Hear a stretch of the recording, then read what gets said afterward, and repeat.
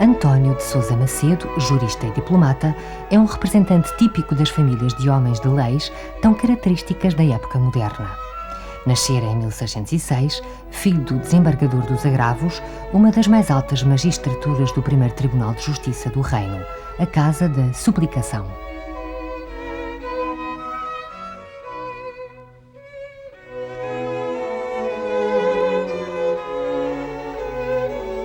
Depois de cursar leis e de uma relevante carreira de polígrafo e de diplomata, António de Sousa Macedo amadurece um projeto de juventude, o de escrever um livro sobre o letrado ideal, o que na linguagem da época correspondia ao jurista ideal. Entretanto, coloca a sua pena ao serviço da exaltação da pátria, então integrada na monarquia católica sob a égide da Casa da Áustria. Pertence a este período a obra Flores de Espanha, Excelências de Portugal, onde reclama para Portugal a primazia de entre os reinos das Espanhas.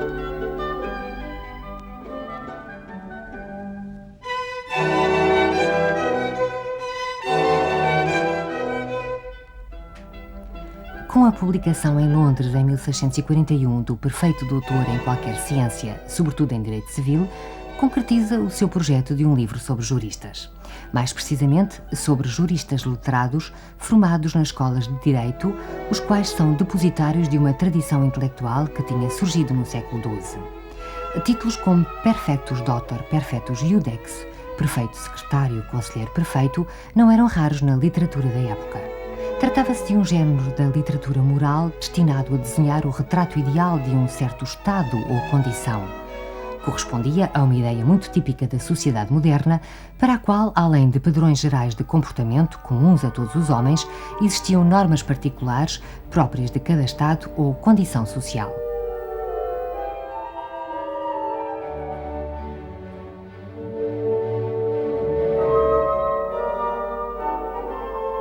No século XVII, os juristas ocupavam um lugar central nos jogos sociais e políticos, o que correspondia à centralidade da ideia de justiça no imaginário político do antigo regime.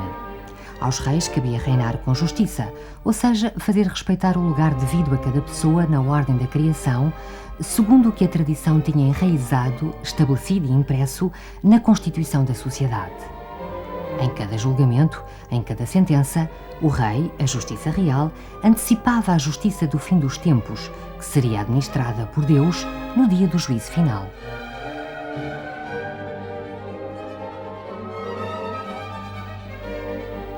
É o que pretende representar o fresco do Bom Governo de Ambrósio Lorenzetti em Siena.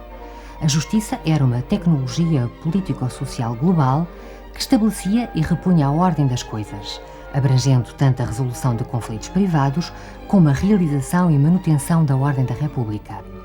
Ou seja, fazer justiça era também sinónimo de bem governar. Por isso, ao lado do rei, aparecem sempre esses peritos da boa ordem, da boa razão, os juristas.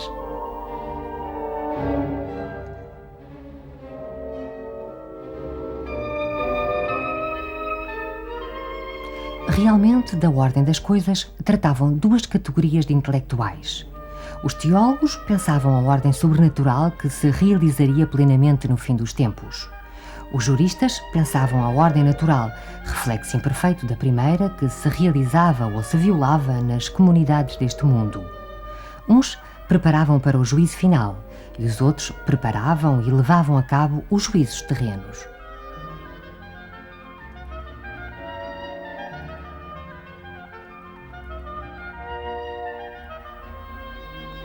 Em nome da justiça, que era a arte da ordem, tudo se podia reivindicar como os bens devidos, a honra e a fama, a precedência nos cerimoniais, o tratamento de dom ou de senhor, a coroa de um reino e até o cumprimento dos deveres conjugais, mesmo dos mais íntimos. Assim, no centro do pessoal político estavam os juristas, que intervinham desde a mais alta política até aos mais ínfimos litígios do cotidiano, desde os conselhos do paço à barra dos tribunais locais. Por todo o lado, na gestão dos conflitos sociais e na imaginação das formas ideais de organizar, estava o seu saber.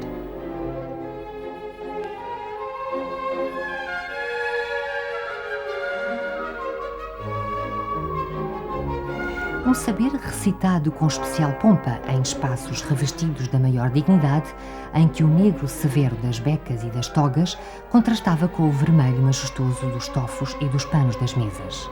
Era um saber hermético, escrito e falado em latim, contido em livros de estrutura complicada, cheios de referências que os leigos não conseguiam decifrar, recheados de obscuros conceitos e modos de dizer. Gil Vicente, numa das cenas do Alto da Barca do Inferno, retrata bem esta algaraviada latina dos juristas na personagem do corregedor. Santo corregedor, embarcai e remaremos. Ora, entrai, pois que vieste. Não é de régua, Iuris. Porra, nego da viagem e de quem me há de levar? Aqui, Meirinho do Mar! Não há cá tal costumagem. Não entendo esta barcagem, nem o que não poteste esse. Se ora vos parecesse que não sei mais que linguagem. Entrai, corregedor. Fidetis quipetatis, superiori majestatis. Tem vosso mando vigor. Quando erais ouvidor, não é que se pistes rapina. Pois ireis pela bolina, onde a vossa mercê for. Que isca esse papel para um fogo que eu cá sei. Domine memento mei.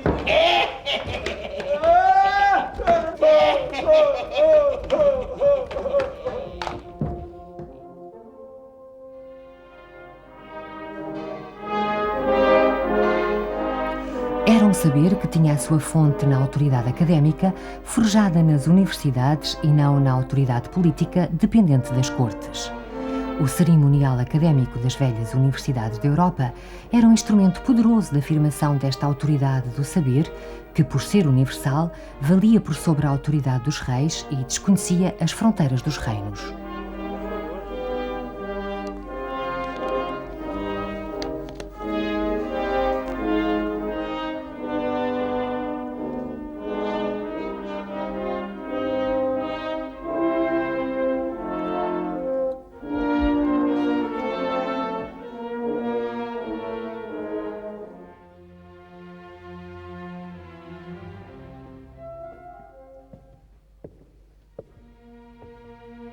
Ao contrário de uma imagem corrente, os juristas não foram de facto um instrumento dócil e eficaz do poder. Antes constituíram um dos mais contínuos e permanentes contrapoderes da sociedade política da época moderna. Foram eles que imaginaram os direitos dos particulares como direitos absolutos contra as coroas e que desenharam e tornaram eficazes uma série de meios para defender estes direitos. Daí que uma das mais constantes, embora surdas, lutas desta época tenha sido a luta da coroa contra os seus juristas. Em meados do século XVIII, estes confrontos entram numa fase mais aguda. Nas monarquias e principados iluministas surgem novas formas de conceber o governo a que correspondem novos projetos políticos.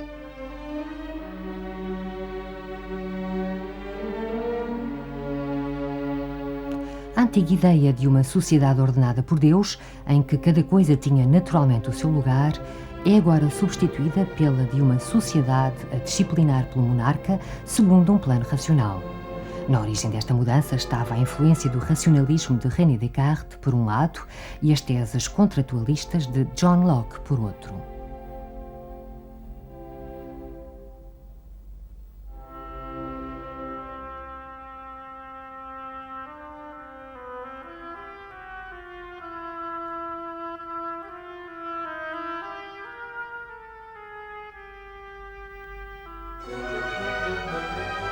A sociedade aparece como algo que, a bem da paz e da segurança, deve ser ordenado e disciplinado segundo um projeto racional e sistemático, inspirado nas ciências que agora se tornaram vedetas, a matemática e a geometria.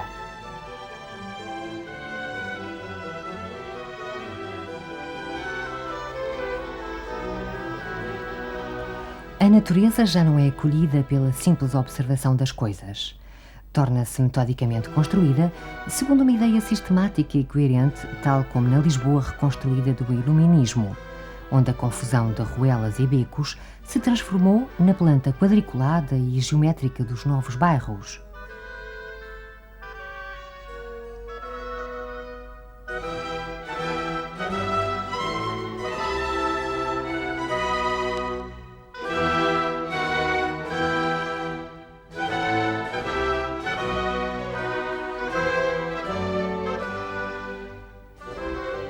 Ou ainda nos jardins setecentistas, em que o bosque se converte em vegetação disciplinada, obedecendo a padrões geométricos regulares e monótonos.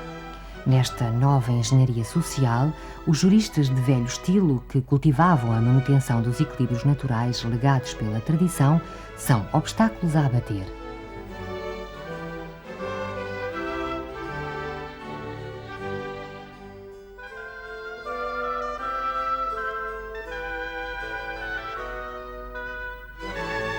Em Portugal, este é um dos vetores principais da política de Pombal. Os seus pontos altos são a célebre Lei da Boa Razão, de 18 de agosto de 1769, e a Reforma do Ensino Jurídico de 1772.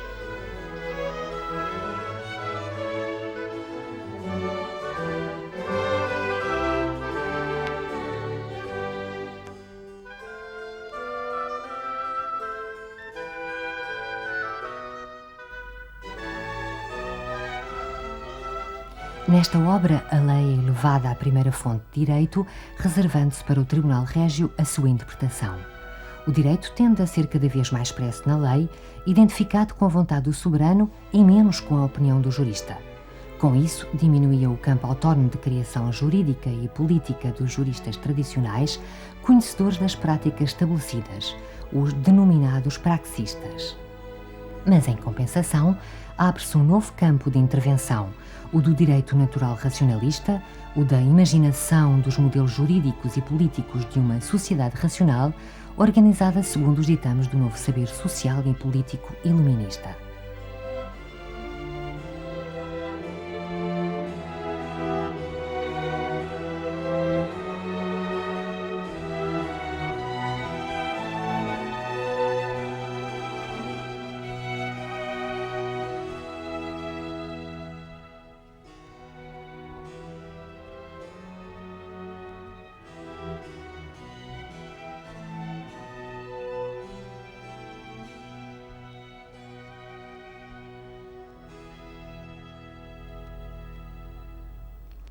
É com a reforma pombalina dos estudos jurídicos de 1772 que este jus-racionalismo é recebido em Portugal. Em substituição dos velhos juristas medievais, surgem os modernos juristas alemães e italianos favoráveis a reformas políticas e sociais, atraídos por uma reorganização da sociedade dirigida pelos princípios da filosofia social e política das luzes.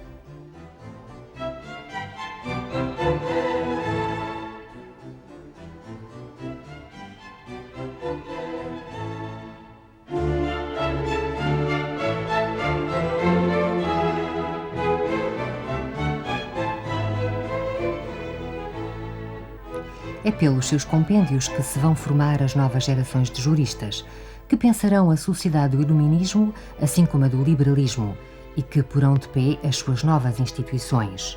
Com eles, renova-se noutras bases a centralidade dos juristas na vida política portuguesa, traço que a caracterizou até aos dias de hoje.